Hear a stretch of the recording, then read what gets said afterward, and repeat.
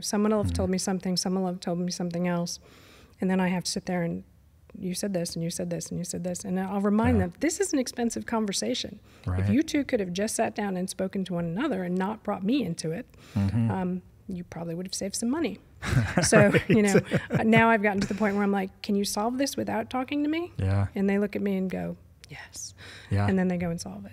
So yeah, that's a good point. At the end of the day, it's all people. And I like what you said about an expensive conversation, not just because it's about the money, but because there literally are certain things, certain conversations, certain meetings that cost the company or the nonprofit more money. Time. Just because of time, because time is money. Especially in the smaller ones. Because for every time I'm doing something, I'm not doing something else. Yeah. Welcome to Little Fish, the podcast where we honor, celebrate, and learn from small business owners and nonprofit leaders like you. I'm Joel, and today we have on Mary Dietterle from Animal Rescue Coalition, otherwise known as ARC. So welcome to the show. Thanks, Joel. Thanks for being here, Mary. Thank you. It's good to have you. And so I like to just kind of dive right in with just having you introduce yourself. What's your role at Animal Rescue Coalition, and then most importantly, what is Animal Rescue Coalition? Let's start off with that. So I am ARC's executive director. I've been there, it'll be 3 years, I think, in February. I came from the for-profit side, wanted to get a job with more positive karma. So working with animals is definitely better karma than what I did before. So Animal Rescue Coalition is actually not a rescue. We're a high-volume spay and neuter facility that concentrates on low-cost, high-quality, high-volume spay and neuter. Okay. Dogs and cats. Dogs and cats, no rabbits, no pigs. We get those calls, but really? we're just keep it to horses, cats and dogs. Okay. Yeah, I don't even know how to do horses, but cats and dogs. Okay, got it. All right. So we're a nonprofit. We're located just off of I-75 by the Fruitville Library. Been around for 20 years. Wow.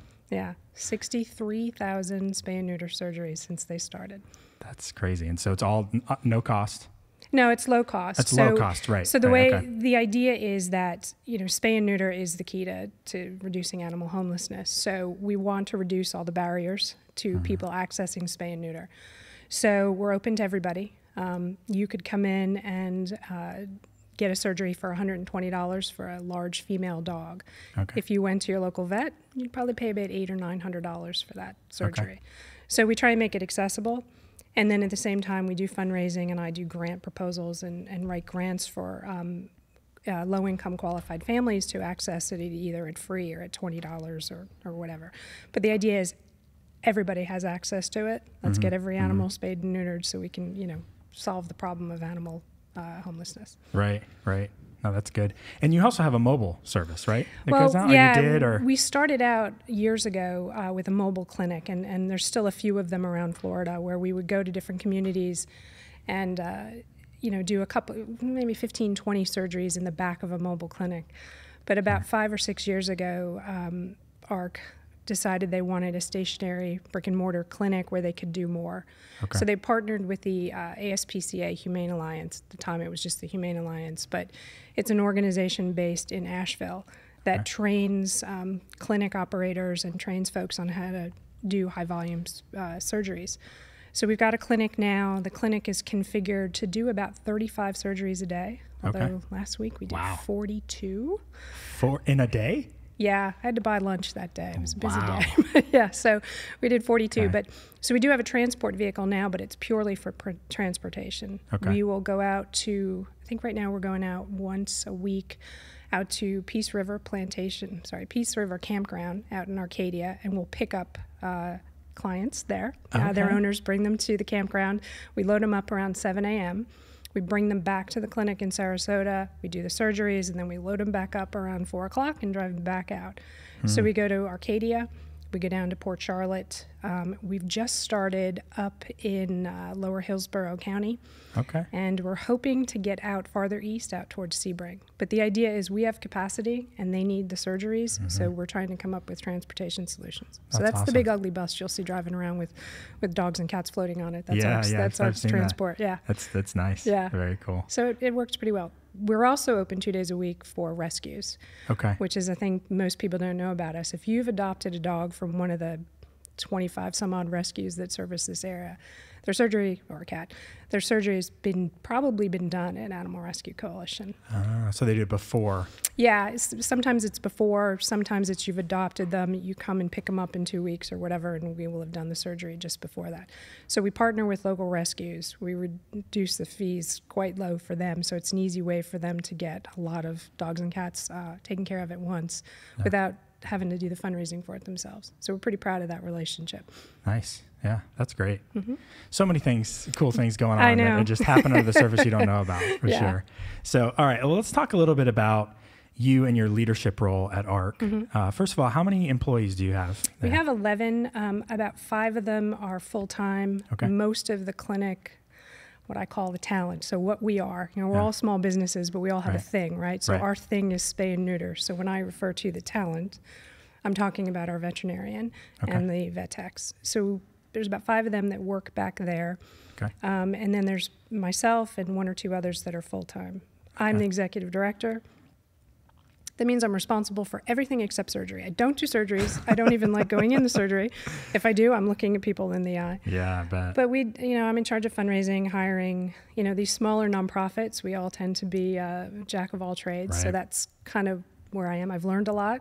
I've brought a lot of things from my old life into the nonprofit sector. So it's been an interesting transition. Yeah. Love the job, because when it gets stressful, I can go into the cat kennel and pick up a kitten and just pet it for a little while, or go play with the dog and then go back to my desk. Yeah, that's true. You have built-in therapy there. I do. Yep. That's the best part. Yeah, for sure. So if you were to think about, you're talking about coming from for-profit to nonprofit, I know we have some nonprofit leaders or potential nonprofit leaders that will be watching this. What are probably the biggest challenge, or one of the biggest challenges you had maybe moving from for-profit to nonprofit? A difference between the two that you can think of? Well, my point about being the jack of all trades, when I needed to hire somebody in my old life, I could pick up the phone to HR and go find me a person. Right. So I spend a bit more time doing those things, but it's fine. It's a learning curve. I think one of the challenges that came over is the fact that people call it nonprofit. So they assume you're not there to make money. I prefer the phrase mission driven. Okay. Because I do need to make money. I need to make money so I can reinvest it in my program. So I stray away from the term nonprofit, because when you have to make money, you have to have a margin in what you do. And there's this wave that's going through all of the nonprofits, margin for mission. So you make enough money to support what it is you're trying to do. So our full price surgeries are break even, but that money that we do make on certain surgeries goes back into other programs. So that's one thing when it comes to it. The other thing that is probably the most frustrating, and I think you and I have talked about this in the past, it's technology. I mean, I don't think people understand that whether you're a for-profit or nonprofit, your technology is important because it helps you grow. Data in particular, one of the first things I did was clean up our data, our donor system, because the data just wasn't in there, and it wasn't in there cleanly. And I come from a kind of a data and operations background. So I think that was a bit of a challenge, explaining to my board, well, no, we need to get this right, because if I don't have it right, we're not going to be able to use the information in the system. So that was a bit of a culture shift. Communication, everything from internal communication to marketing to being able to have give the right message to the right audience at the right time. Yeah, who are my donors? Who are my clients? Who are my partners? Understanding that and communicating effectively, because sometimes you only get to make a first impression once, right? Yeah. So you need to be able to do it the right way, and keeping track of who is who is important. So that was a big thing for me. You don't want to send the wrong right thing, email or you don't want to send your client wrong. a request for a donation. It doesn't land well. Right. I talk to a lot of business owners about that. You have this audience, and let's just talk about email marketing, for instance. You're sending out a new campaign or something, and it's important to try to specialize that campaign to the particular audience, which is really difficult to do, and sometimes, especially if you don't have your database organized and who is who. Yeah. So that's a good point. Yeah, and if historically, if you have people that aren't familiar with databases, again, you and I talk about this a lot, they don't know what to do with it. So they'll say, oh, well, let's just take everybody that's in our client list and everybody that's in our QuickBooks and everyone that's in here and just dump it into a system.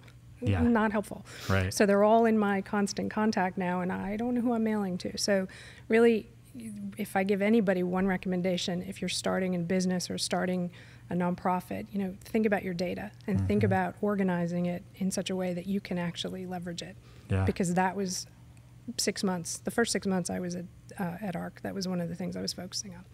Yeah, that's good advice. And even like you said, it takes a long time and it's frustrating. You're like, this doesn't seem like it's worth it, but it is. It is, because it really is. As difficult it is to do going into it, it's 3 times more difficult trying to undo it and redo it. So get it right the first time. We created Little Fish as a place where small businesses can support one another and build on one another's strengths. And one of the ways that they can do that, and we want to start helping with that, is by releasing valuable content, resources, and tools. And so we're going to do just that over the next few months and into next year. So I want to invite you to join our email list. If you go to thelittlefishpodcast.com and sign up and answer a few questions, first of all, you'll immediately get 2 free resources that will help you with your business and grow your business, specifically about your website. And then also you'll get notified when new content comes out and releases. So we'd love for you to join us. Go to thelittlefishpodcast.com and sign up today. All right, let's talk about the industry a little bit. So you mentioned before you're a nonprofit, a mission-driven organization. Yes, please, mission-driven. But you're in really the veterinary space, right? Yeah. So what is a challenge in the industry that you face? Maybe being a nonprofit in that space, or what? Yeah. So right now, all across the United States, there's a shortage of veterinarians. Period. No matter whether they're working in the for-profit space or if they're working in nonprofit, there's just not enough of them. Okay. I think there's a lot of conversations, certainly in the nonprofit space. How do we incentivize a veterinarian to come and work in nonprofit mission business? But even just how do you get people to choose the veterinary industry, if you will? Because a lot of people say there's a big burnout in it because the way people treat animals can be exhausting sometimes, and just the whole animal care industry. It's booming on the retail side. We all want a dog, we all want a cat, rescue. Everybody's talking about rescue, but we're not keeping up with it with veterinary care, veterinary education. A lot of the universities are trying to help us with that, but at the end of the day, there's just not enough. So for me, right now I have one awesome vet. I mean, she can do 42 surgeries in a day. She did it by herself? Yeah. Wow. She did. Okay. And everybody else wants her. Yeah, I bet. But honestly, if she wants to take it off, I'm stuck. So we try and find relief veterinarians. We all actually cooperate really well in this business. Everybody talks about the animal welfare groups. We work together because we all need to care for these animals. So we're trying to find veterinarians, trying to trade off. Can you give me your vet this day? So that's a big challenge just in the industry of veterinary care in general, specifically in the nonprofit space. In what we do, high volume spay and neuter, I think most animal welfare organizations on a national level, everyone acknowledges that spay and neuter is important. It is, right? To give you my analogy, you've heard this a couple of times, but anybody listening, the way I talk about spay and neuter is if you walk into your house at the end of the day and there's 3 inches of water all over your floor and you're like, oh my gosh, where is this from? You walk into your kitchen, the drain in your sink is clogged, the water is overflowing, and the faucet is running. The first thing you're going to do is turn off the faucet. You're not going to bail out the sink until you've turned off the faucet. Well, spay and neuter is effectively turning off the faucet. It's reducing the number of animals that are flowing into the shelters so that the rescues, the folks that are bailing it out, can actually get ahead of the curve, ahead of the wave, if you will. So all of the national organizations acknowledge that. Everybody who's in the business understands that.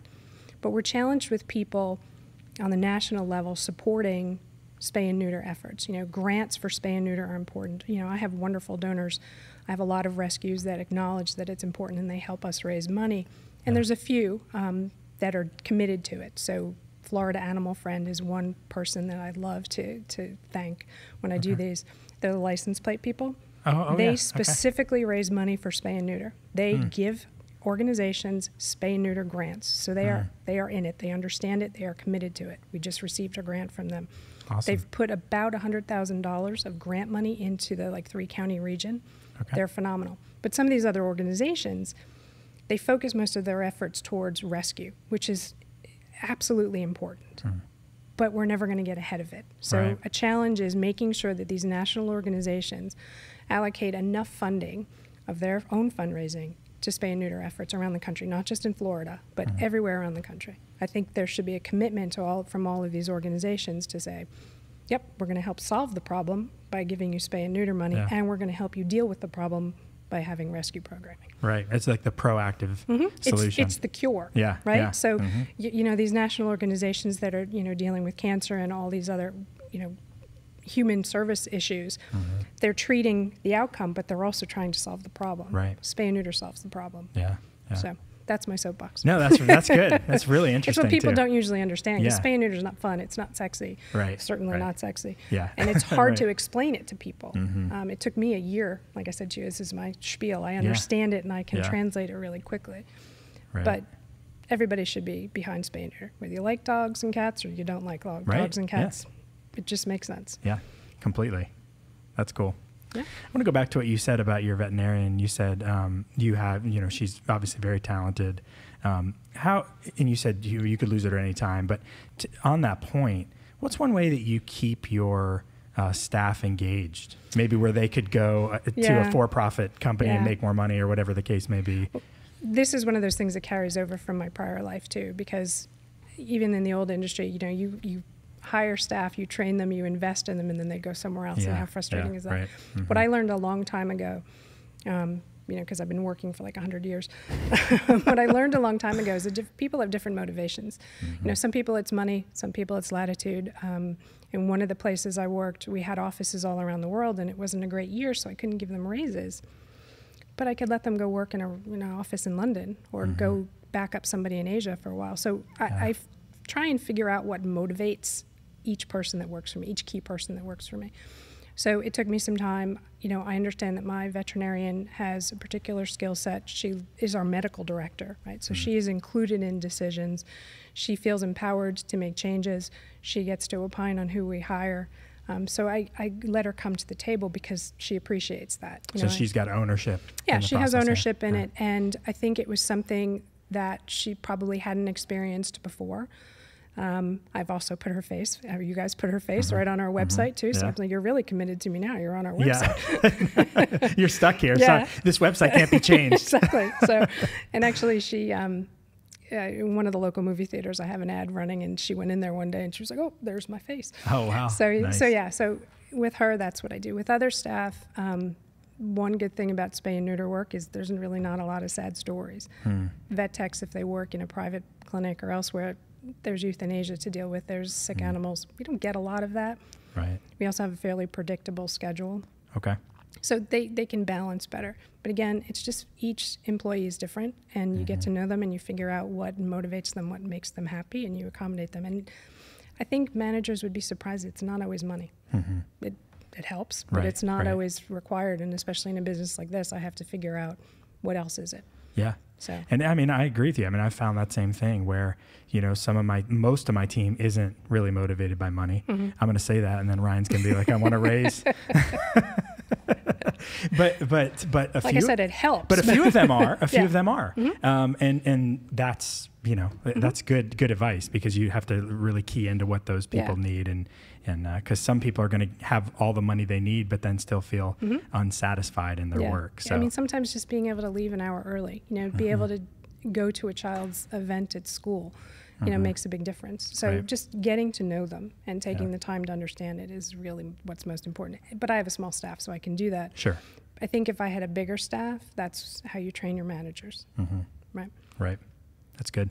And I imagine too that being in the mission-driven business, you probably get people attracted to that work because there's a greater cause and a greater purpose to what you do. So yes maybe? and no. Yeah, okay. It depends. I think because, like I said, it's a veterinary clinic. Yeah, so that's true. That's their talent. Right. I think on the administrative side or the fundraising side, I get really interesting applications. When I just posted a job recently, and there was a lot of people who were interested in it because they'd worked in health and human services, and sad stories, right? So I think they come over to our side of it, and once they hear it's a spay and neuter clinic and they're getting to do, work that they can actually measure, and they get to play with puppies and kittens. Yeah. It's an that's easy a big sell. draw. Yeah. So, Very cool. How long you said before, but I can't remember. How long have you been now with ARC? It'll be 3 years in February. 3 years. Yeah. Okay. Here's a question I love to ask. Let's not use 3 years. Let's go further back. As a leader, just in general, Mm-hmm. right? If you had to go back and tell yourself something 10 years ago, what would you say to yourself in terms of leading people, leading an organization, whatever the case is? I'm putting you on the spot with that one. You didn't have that one on the list, Joel. I didn't. Listen better. I think I've probably done a better job of that in the last few years because I'm not tracking to a P&L. So before I worked in energy trading and commodities, and I worked in investment banks during 2008. So pressure. Yeah. Get things done. But I think 10 years ago, I was a manager. I was probably a newer manager. I probably didn't listen as much as I should have because I probably could have saved a lot of money in raises if I'd actually understood that people had other motivations. But I do, as a matter of fact, I had a boss probably about 10 years ago, and she had this gift, and I still try and do it, and I can't do it. But she would just pause. You'd be in a conversation, and don't do it now because it'll freak me out. She'd ask you a question, and you'd answer, and then she'd stare at you for an uncomfortable, it could have been a minute, I don't know, and I'd give her more. And I used to think, damn, she got me. Yeah. So that's been one of those things I've tried to do, and I just can't do it. But listening. That's good. And also, when you give that space, it gives people a chance to think about, here's what I think it is, but if I have more space to think about it, maybe it's actually this other thing. Or they panic and they just tell you something you never would have heard otherwise. You're like, oh, that's information. I write that down. That's good, though. That's really, really good. Yeah. I can still see her face when she used to do it because I would know she was doing it too, and I couldn't not say something. Yeah. Would that be a very similar advice you'd give to somebody who maybe, I think about people who are getting into work for the first time, or maybe re-entering a new career. So maybe they're coming from for-profit to nonprofit, or maybe they're starting to lead a nonprofit organization for the first time.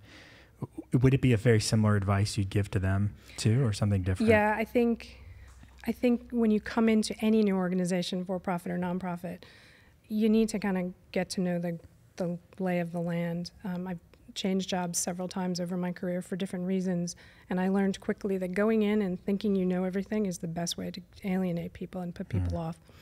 So when I started at ARC, except for just working on the database systems, I kind of listened for a while. I just paid attention to what people were saying because people had been there longer. What you think sometimes is a problem may not be the problem. It may be something deeper. So taking the time to understand the people, the mission in nonprofit work or the goal in for-profit work, and really giving people a chance to get comfortable with you, so then you'll really know what people think, because they're going to tell you what you want to hear your first couple of weeks in, because they're trying to measure you. But if you just kind of keep it cool, listen, just keep an eye on people, and eventually when they trust you, you'll learn more. So kind of going in slow. Yeah, kind of like earning your right to speak or whatever. Earning your right to have an opinion, basically. Yeah. Just because you've been given a job, it doesn't mean you come in there knowing everything, right? You need to figure out how you can make things better, and how you can help people do things better. Yeah. So it's been a consistent theme as I've talked to a number of people. It's always comes back to people, right? It always, at the end of the day, it doesn't matter, nonprofit, for-profit, talent, right? Yeah. It's about people and how we can best work together as a team to accomplish whatever that goal is. Because it can also be the biggest problem you have. Yeah, for sure. I'll sit there sometimes and I'll get 3 of my staff in there, and I tell them this and I tell my board this, so I'm not sharing any secrets here, where they'll come in and they will triangulate. Someone will have told me something, someone will have told me something else, and then I have to sit there and you said this and you said this and you said this, and I'll remind them this is an expensive conversation. Right. If you two could have just sat down and spoken to one another and not brought me into it, you probably would have saved some money. So, now I've gotten to the point where I'm like, can you solve this without talking to me? Yeah. And they look at me and go, yes. Yeah. And then they go and solve it. So yeah, that's a good point. At the end of the day, it's all people. And I like what you said about an expensive conversation, not just because it's about the money, but because there literally are certain things, certain conversations, certain meetings that cost the company or the nonprofit more money. Time. Just because of time, because time is money. Especially in the smaller ones. Because for every time I'm doing something, I'm not doing something else. Yeah. I sit at my desk some mornings and I go, what's the biggest, hottest thing I have to do today? You know, we have a new program that we're launching. I was hoping to launch it a month ago, but in about a month. And it's a great collaborative program. I've told a bunch of different rescues about it. Everybody's excited about it, but it's going to be a data beast. And I can launch the program and get buried in the process, or I can set up the program and then launch it. So I'm trying to hire somebody. So while I'd love to start announcing the program, I'm spending some time hiring the person so I can actually manage the program. So again, it's time, right? So yes. I can also so understand that. Just like so excited about something you want to share, but you're like, I got to get it right first. Yes. Yeah. No, but it's true. Like my partner in the company, Tommy, we have that similar conversation a lot where I'm like, well, why are you working on that? Or why am I working on that? Because that's actually costing us a ton of money for you or I to work on that particular thing. And so it's something I never thought of before, but it's something that probably over the past couple of years I have given more thought to. Yeah. Because it's not all about the bottom line, but there are things that we're all just wasting time on, which in turn waste money. And you try and think of things. Headcount is an expense, no question. But if you end up with an inefficient way of using an employee, it's more expensive than having 2 employees.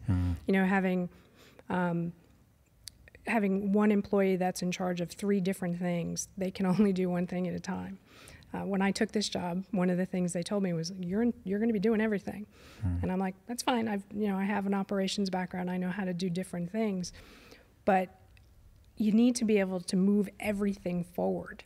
You can't just, I can move one thing forward, but something else isn't going to move forward. So I think really understanding that wasting time on conversations that, staff could have sorted, or empowering people to make decisions is another good example. Yeah.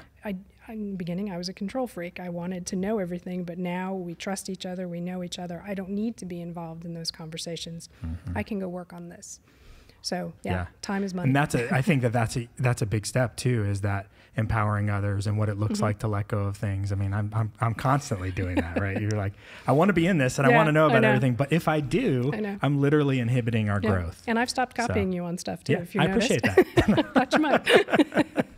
But yeah, that's a really good principle to learn. Yeah. I think. Cool stuff. Like Very I cool. will literally say, expensive conversation, people. And get up and walk out and go. Okay, I'm going to start saying that. Yeah. I think I'm going to start using that. I mean, part of this podcast is I get business advice and really, leadership I think advice. This is what this is, it's right? really about that. Yeah. Teach me. It's awesome. All right. I want to know, and again, I didn't ask you this question before. You're going to love it. Do you have any crazy animal stories from your experience over the past 3 years? Or at ARC? I mean, anything that you can think of that comes out to you? Oh, I don't know. Well, I can tell you personally, I adopted a cat, came in, bunch of kittens. I wasn't going to have a cat. My husband didn't like cats. Okay. Sorry, everybody, but my husband did not like cats. And I finally put my foot down and said, we're adopting a cat. Okay. So I bring this cat home. It's now my husband and this cat have a bromance going on. He's not my cat. But yesterday, and in fact, my cat was out on the lanai and caught its first lizard. Freaked me out. I was literally screaming out there. Yeah. And my husband's like, it's a cat. It's caught a... So we've declared our lanai to be a no-kill zone. The cat is not allowed to kill lizards. Right. But other stories. We had a client once... so one of ARC's programs is TNVR. Okay. So community cats, feral cats, they're the cats you see by the restaurant. They're the cats that roaming around town. Some are sweet, some are scary. Yeah. So we rent traps because even those cats are part of the community, but they should be spayed and neutered because you don't want 3 cute cats to become 100 sickly cats. So we rent traps to people. They can come pick up the trap the animal, trap the cat, bring it to us. We'll do the procedure, and then they release it back. Okay. Which is a great just program. a volunteer thing. Yeah, and we could do a whole podcast on that. It's an interesting community issue. Really interesting. But we had this wonderful older woman who did this a lot, but one time she brought us a raccoon. Oh, no. So I wasn't there that day, thank heavens. So she walked in and put it on the table, and, God bless her. In the trap, or she had the raccoon? So yeah, in the trap. Oh, okay. I was gonna say, this lady's serious. You would have seen that on the news. Yeah, really. No, she came in with it in the trap, and my staff was gently trying to explain to her that it was a raccoon, and the raccoon's, with its fingers doing this. Yeah. Wow. So that was one of our stories. And then did they have to take that to animal control, or did they just release the raccoon? I think they convinced her to take it, release it, and run. Okay. Basically. But then actually about a month ago, we had a dog pull our fire alarm. Yeah. What? If you're on our Facebook page, you'll see a little video clip of it. It was the end of the day. Okay. This lovely German Shepherd was checking out. Yeah. I think he was a little annoyed about what had happened to him that day. I mean, who wouldn't be, right? He was walking out with his owner, and I'm sitting in my office in the back, and all of a sudden the fire alarm goes off. And I get up, and I assume it's a child because there was a child running around the waiting room. And no, it was a dog. It jumped up, literally, as it's going out the door, hit the thing, and went out. And the other, my staff said that, and I was like, really? And yeah, it was. So they left, and we ended up having to call the fire department. Huh. Fire department didn't believe us, and we swear to God, it was a dog. It was a dog. So now I have to put something over it, because if another dog pulls the fire alarm, I'm going to get fined. Oh, really? So yeah, so that was a wow, fun and you got to story. wonder, was it a distraction? Did he steal something when he left? Well, we suggested that if he was going to do that, he should have done it before his surgery and not after, because it might have actually worked out for him. That's true. That's a good point. I love animal stories, Yeah. so I had to ask you. Yeah, there's probably more, but I'm sure there is. That's the most recent one. And I'm sure we'll get to in the conversation. You'll go, or there was that other story. There's that pig now. That pig, the raccoon one. That's pretty intense. Yeah, and I think honestly, if you asked a lot of spay and neuter clinics, it's probably happened to all of us, because if you're not paying attention and or it's dark or whatever. Yeah. Which is when raccoons are around. Yeah. Every once in a while you see them around during the day, and you're kind of like, why? Those you want to avoid. Yeah. What is that thing doing out here? Stay away from those. Yeah. All right. Well, let me ask you, kind of as we're wrapping up here, as far as ARC's concerned, what does success look like for you? Maybe 2 years from now, 5 years from now.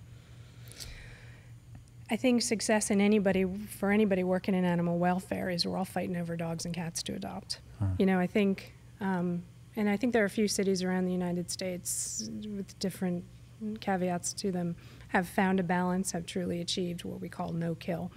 Really? Where there's a home for every homeless pet, or they're lining up at animal services waiting for animals.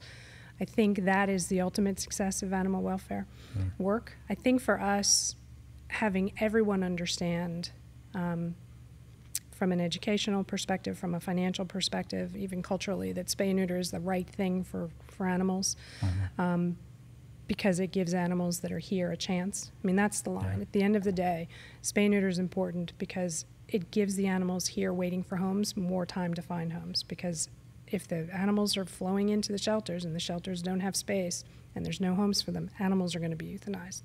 So when we do away with animals being euthanized for space, when we get to the point where you have to wait on a list to get a pit bull puppy, right? Yeah. That would be nirvana, right? Yeah. People were waiting in line for pit bull puppies. Right. I think that's what success looks like. Cool. And then you said some communities have achieved that. Yeah, and arguably there's always a debate. Again, animal welfare. Lots of thoughts and feelings.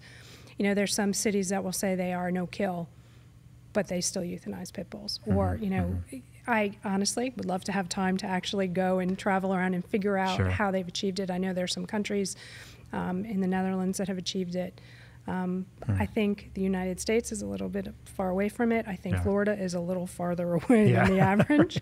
On most things, maybe. No, not most. You'd be surprised. Let's not bash Florida now. It's my chosen state. I love it too. I've been here for most of my life. But we're used to making jokes about it. But there's other states that it's worse to be an animal in than Florida. But within Florida, there's some counties, like we make jokes about, if you're an animal in this county, I shall not name names, you should be heading towards Manatee County, because Manatee County's working really hard to be no kill. So you should see animals running south and east trying to get into Manatee County.